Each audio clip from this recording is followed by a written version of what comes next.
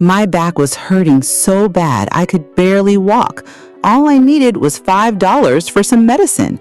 So I sent a text to my 3 sons asking for help. I had no idea what was about to happen when their wives found out. Lisa, my oldest daughter-in-law, came storming into my house like an angry tiger. She was screaming at me, calling me names I can't even repeat.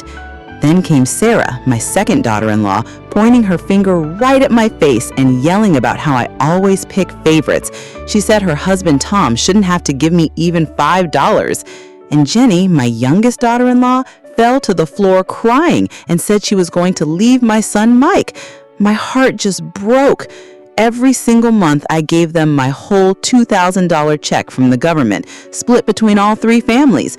Plus, I watched their kids every day, cleaned their houses and cooked their meals. At night, I would drag my aching body to the food market to sell tacos from my little cart. Every penny I made, I gave to them without asking for anything back. But this time, I had enough. I sat in my old kitchen chair, touching my sore back, and made a decision. I was leaving. I already bought a bus ticket for 3 days later to go to Willowbrook, the small town where I used to live when I was young.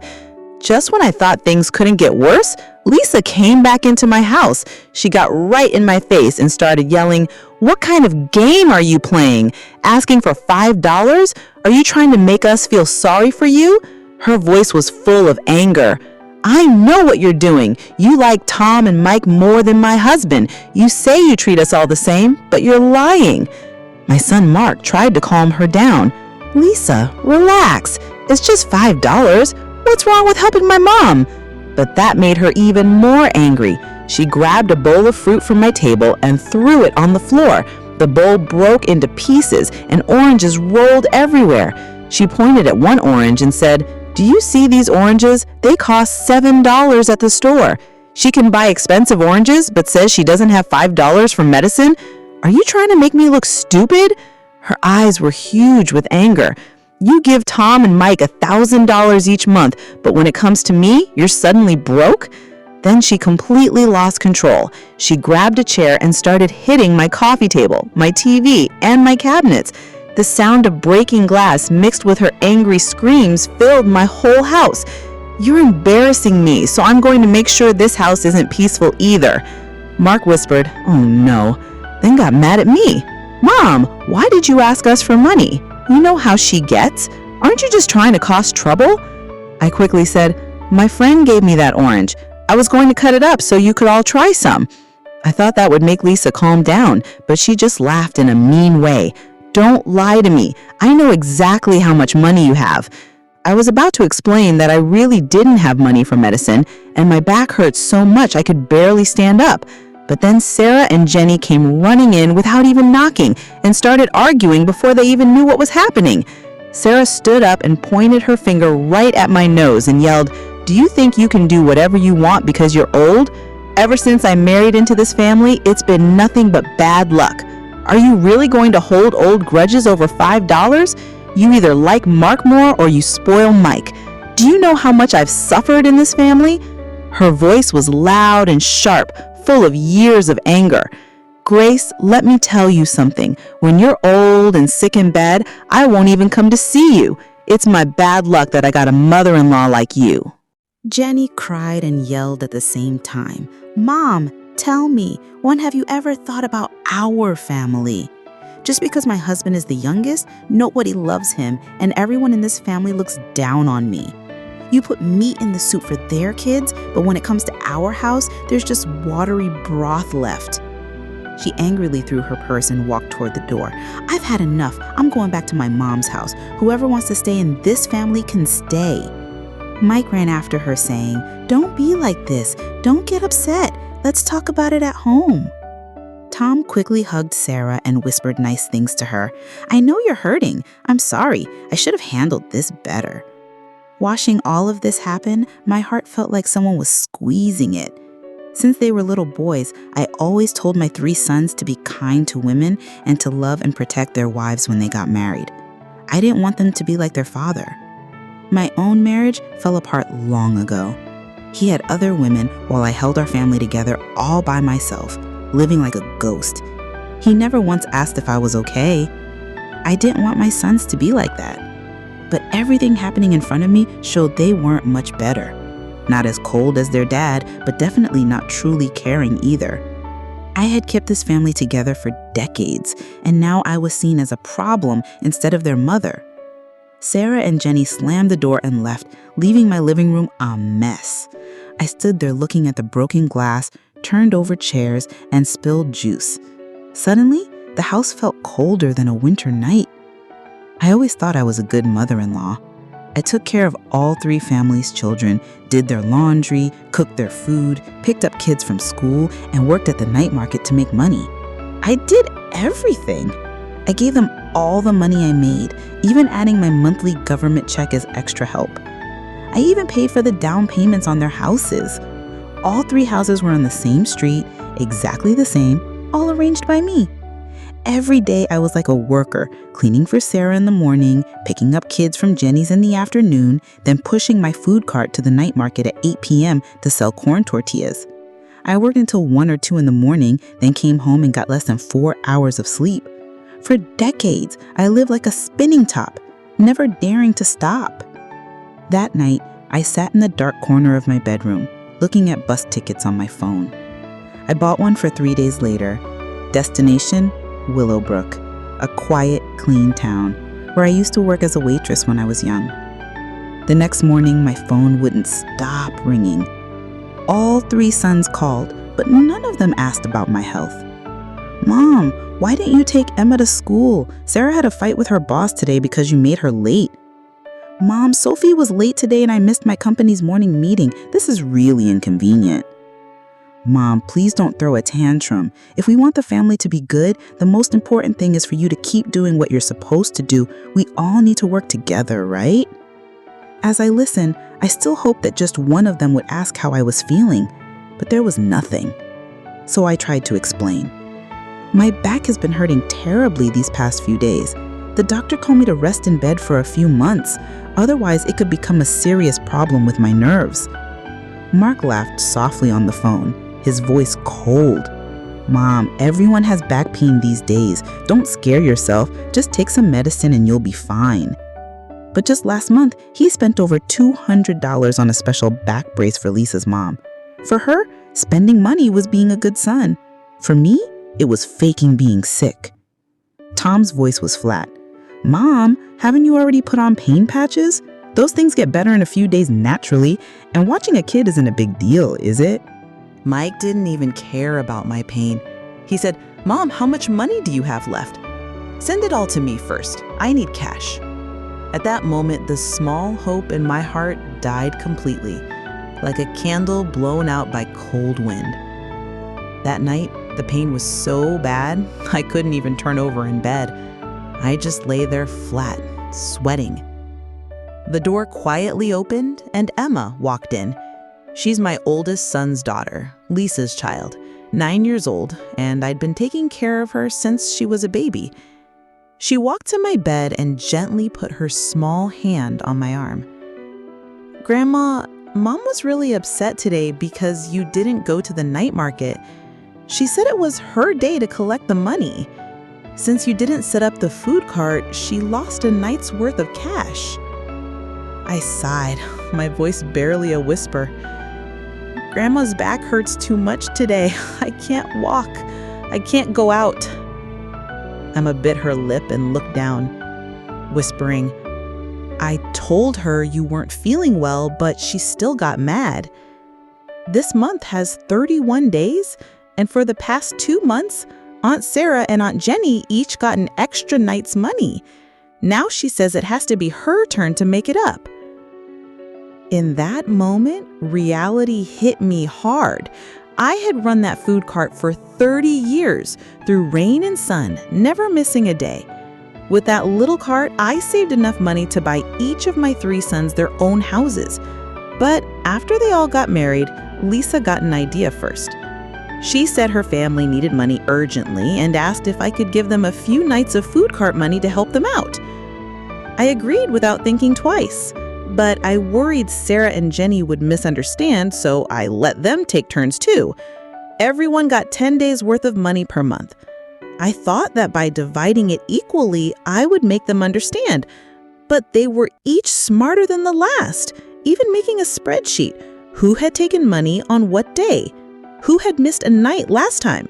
Who had taken 2 extra hours this month? They remembered every detail clearly. "Mom, you've done so much for us. We'll definitely treat you like our own mother," they had said once. I actually believed them. But the reality was, the more I gave, the deeper their demands became. "If only this month had 30 days, Emma said softly.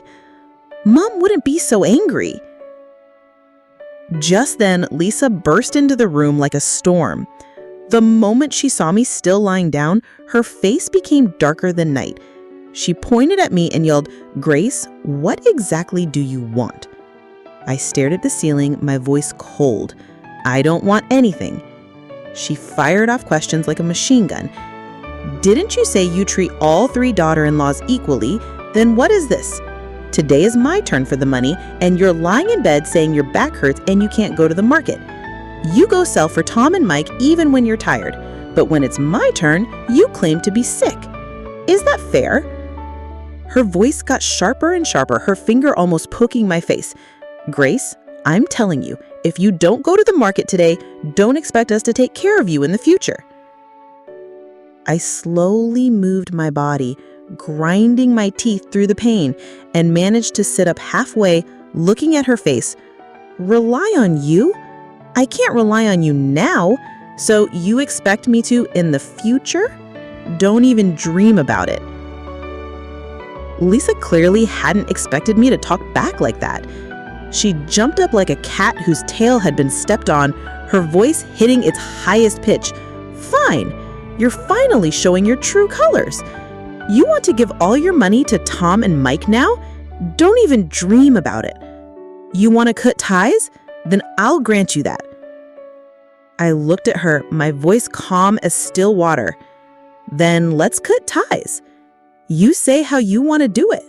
If you want to sign a paper or write a statement, I'm fine with it." Lisa froze, like I slapped her. Then her mood suddenly changed. Tears came rushing down her face, and she sobbed like she had suffered the greatest injustice. "Oh God, what did I do to deserve this? To have such an unfair mother-in-law.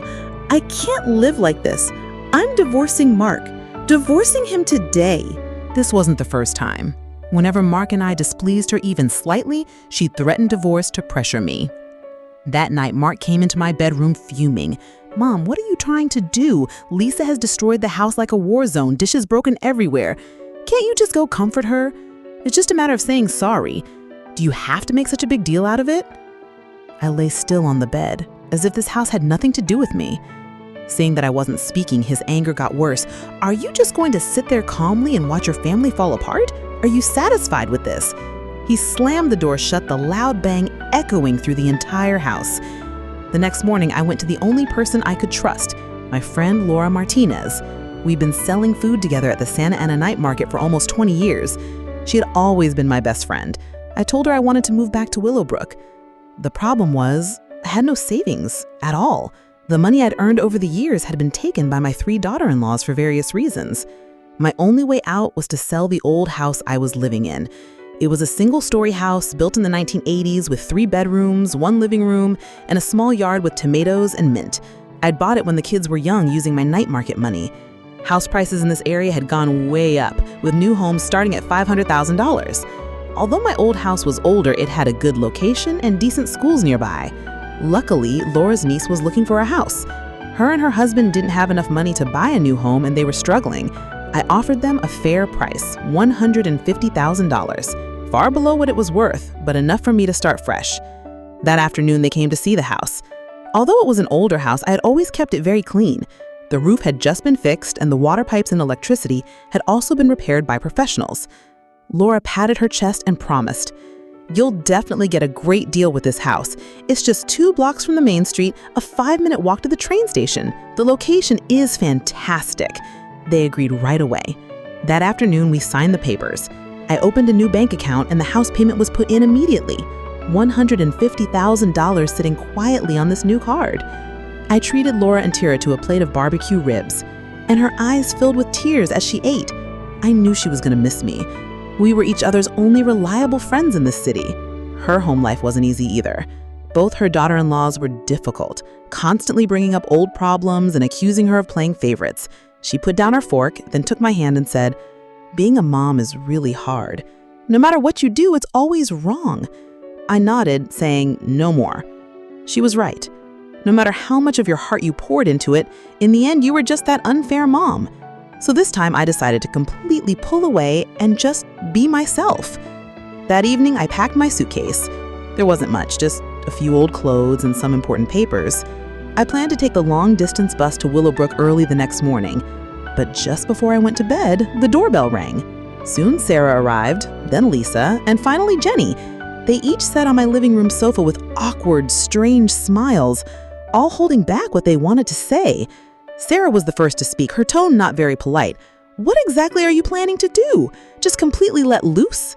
You didn't set up the food cart yesterday and you've been lying around all day today, not even watching the kids. Didn't you say your back hurt? But you seem to be walking just fine. Why haven't you seen a doctor? Or are you just faking it?" Tom's face was serious, like he was questioning me. "Mom, this really isn't good. We're family. Even if there are disagreements, you shouldn't take it out on the kids. The cart isn't open. No one's watching the children. You're being so stubborn." Lisa gave a mean laugh. "Do you feel like you're living a quiet life now? But don't forget, you're not getting any younger. When you get sick or have an accident in the future, won't it still be us who have to take care of you? You've quit today. What will you do tomorrow?" Jenny crossed her arms, her face showing fake sadness. "I was late for work today. No matter how unhappy you are, these grandkids are yours too, right? What do you mean by just washing your hands of them? Are you trying to cut ties or just seeking attention?" I answered her coldly, my voice flat. "Since they are also your children, let their fathers take care of them. I'm just their grandmother. Why should I be responsible?" At that, Lisa's eyes turned red with anger. She jumped up, waving her finger wildly in front of me. "You really dare say that? You, a grandmother, saying something like that? Are you even fit to be our children's grandmother? You're clearly saying you don't want to bother anymore, right?" I looked up, meeting her gaze, and replied word for word, "That's right. I don't want to bother anymore. I've done my best my entire life raising my own children. Your children are your responsibility. You figure it out. Don't threaten me with family. Real family doesn't do this kind of thing. You've taken enough from me. From today on, no one is getting anything else from me." After I finished speaking, the room instantly became silent. Lisa's mouth hung open, unable to say anything back. Sarah raised an eyebrow, saying nothing. Jenny rolled her eyes in disgust. Their 3 husbands, my 3 sons, also sat there like they had been struck silent. Not a sound from any of them. I knew they hadn't expected me to fight back. In that moment, I finally said what had been weighing on my heart for years. The old me would put up with everything, do everything, never dare to talk back, tirelessly living like a tool. But today, I'd had enough. Sarah was the first to break the silence, a cold smile on her face. "Grace, are you really sure about this? If you're truly going to burn bridges, then don't expect us to help you one bit in the future." Jenny added fuel to the fire. "I think you're just so ungrateful. Do you really think your $1,000 a month makes you a sugar mommy?" Mike's voice began to get hard. "Mom, that's enough. Stop making a scene. You've rested long enough today. Starting tomorrow, you go to the market and you watch the kids." Jenny grabbed Mike's sleeve and yelled at him. "Let me tell you clearly, if she keeps acting up and not working, I'm not staying in this marriage. Without the elder's support, this marriage will fall apart. I can live better without you." Mike quickly tried to calm her down. All right, don't be angry. She won't really abandon us." Mark and Tom also quickly begged me, "Mom, don't be hasty. The family still needs you. The kids need you. And the cart needs you. Let's just move past this little disagreement." But my heart was completely dead. I closed my eyes, not wanting to say another word to them. My decision was made. Tomorrow, I would leave this city and these people. At 5 in the morning, I put my old travel bag over my shoulder. Inside were just a few changes of clothes and a pair of worn-out shoes. I took a taxi to the bus station. Once on the bus, I didn't look back. Outside the window, the city lights disappeared quickly, just like my old life, left behind by time, unable to hold on to anything. Soon after the bus started, a young girl sitting next to me smiled and offered me a piece of bread. "Ma'am, you look a little tired. Here, have this." Her smile was pure and real, just like how my 3 daughter-in-laws had smiled at me when I first met them. Back then, they had looked at me with such kindness, saying, "We'll be family now." But kindness has an expiration date. The closeness we once shared had been slowly worn away by reality. Time moved forward, but people drifted further and further apart. I took the bread softly, saying, "Thank you." On the ride, the young girl next to me talked excitedly about popular video websites. I wasn't particularly interested, but looking at her bright face, I suddenly realized my own children had never shared their world with me like this. 10 hours later, I finally arrived back in Willowbrook. Today's world is full of tall buildings and fast growth, but this small town still kept its quiet, peaceful feeling. The air here smelled like pine trees and earth, fresh and silent, yet it also sent a chill down my spine. I had been gone for over 20 years. Almost none of the young people in town recognized me. Only a few gray-haired, slow-moving older people still managed to call out my youthful name.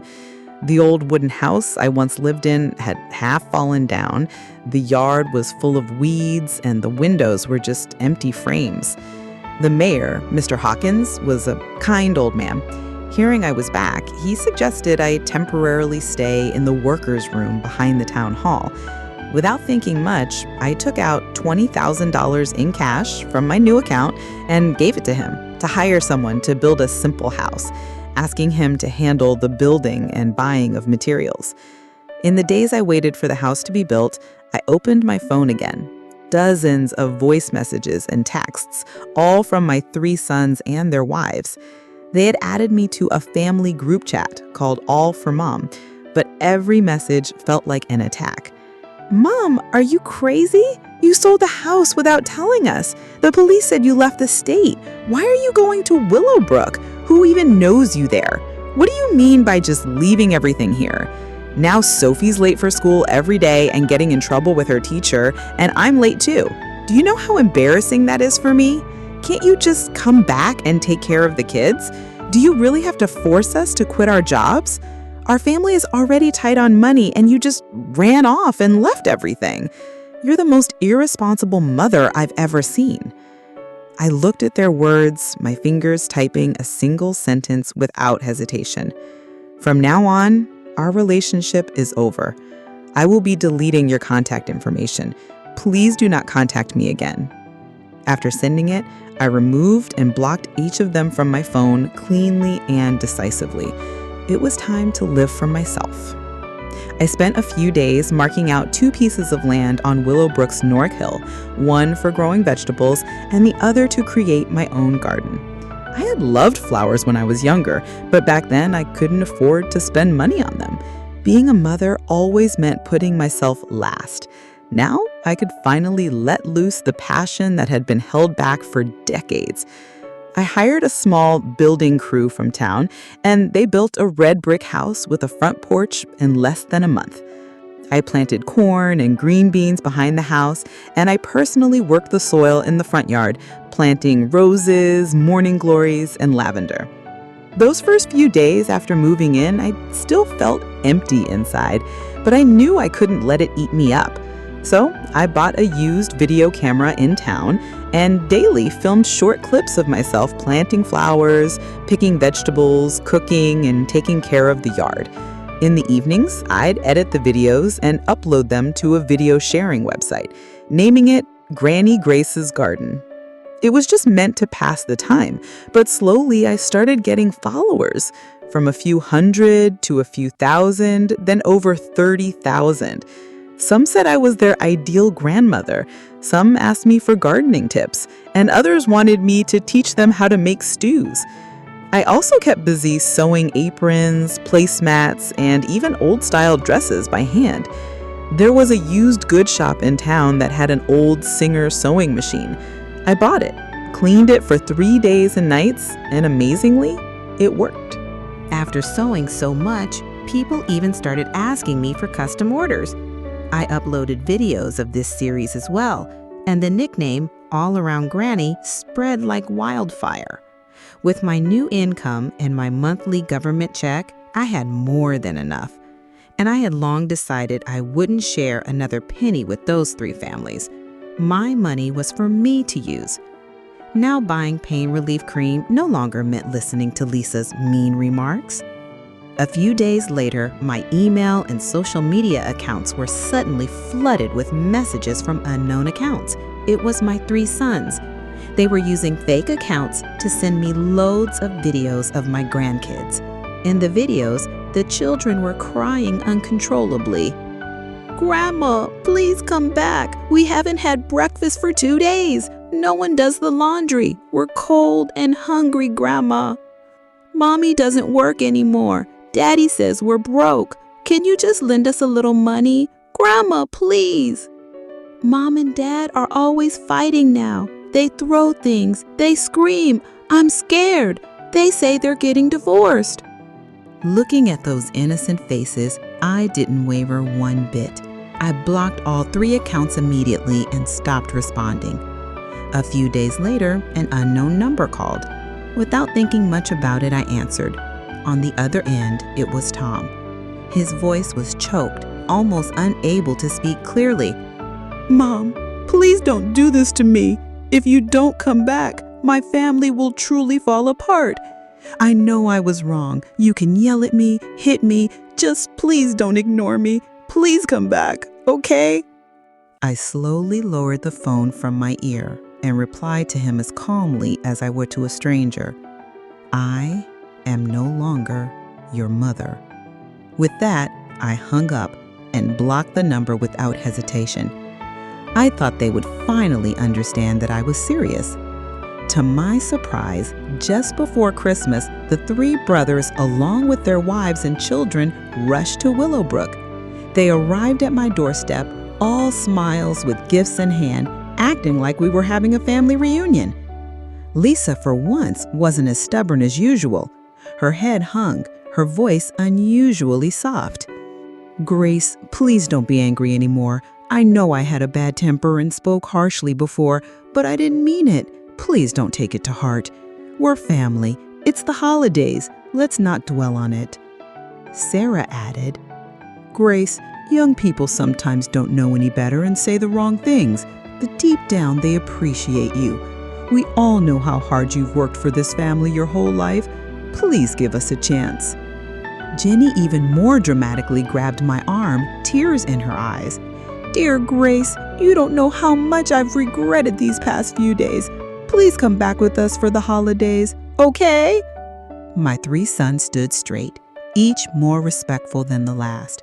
The grandchildren crowded around, looking at me with begging eyes. "Grandma, it's too cold here. Please come back home. I miss your cooking, Grandma."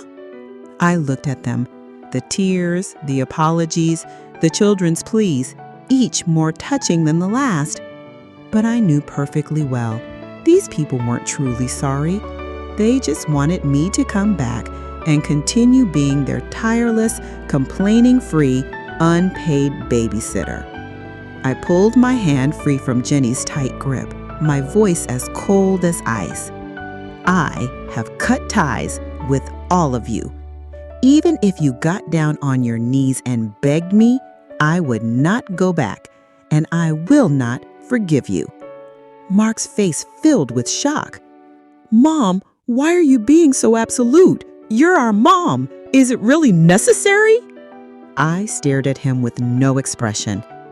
"I don't know about your lives, and I don't want to know about your lives. But my life now is very good." The looks on the 3 couples' faces instantly froze. Shock, anger, and unease mixed together. But they didn't dare say another word. However, they didn't give up. 2 days later, they started asking the town's priest, the supermarket cashier, and even Mayor Hawkins for help. Anyone I knew, they tried to get them to plead their case. But no matter what they said or who tried to convince me, I had only one reply. I don't even care about my own sons anymore. What do you think my daughters-in-law could possibly offer me? After my statement spread, the entire town understood how serious I was. Perhaps it was at that moment that my 3 sons finally realized they had lost me. As I was about to close the door, Mike suddenly got down and hugged my legs. He lowered his head, gently touching my knee like a child about to break down. "Mom, I know you're hurt. I know I messed up, but I'm stuck in the middle and it's been so hard. Can you just please let it go?" I looked down at him, only deep disappointment remaining in my heart. "I worked tirelessly to raise you," I said calmly but firmly, "to put you through college, help you buy a house, teach you how to be a responsible husband. But all of it was not so that I would have to suffer to earn your current conflicted attitude." He silently hung his head, saying sorry over and over. But my heart was already like still water, completely undisturbed. Lisa, standing nearby, was tearful, her voice full of panic. "Grace, ever since you left, the house has been in complete chaos. Taking care of the kids by myself is truly exhausting. I beg you, please come home and help us." I laughed, responding, "You're exhausted taking care of one child? I used to take care of 3 children, cook, do laundry, clean, and work at night. Do you think I wasn't exhausted?" Lisa was speechless for a moment, then awkwardly said, "I didn't mean it like that. Please don't misunderstand." I didn't bother to talk with them anymore. I turned and firmly locked the door. Outside, heavy snow was falling, and the wind blew as cold as a knife. They knocked, called my name, and begged me, but I remained completely unmoved. That night, I slept better than I had in years. The next morning, my phone wouldn't stop buzzing. I opened my social media and instantly understood why. My 3 daughters-in-law had filmed last night's scene and uploaded it online. In the video, they stood at my front door in thin clothes, shivering and crying in the snow, looking completely miserable. The title read, "Came home to apologize but locked out by mother-in-law all night long. Is her heart truly so cruel?"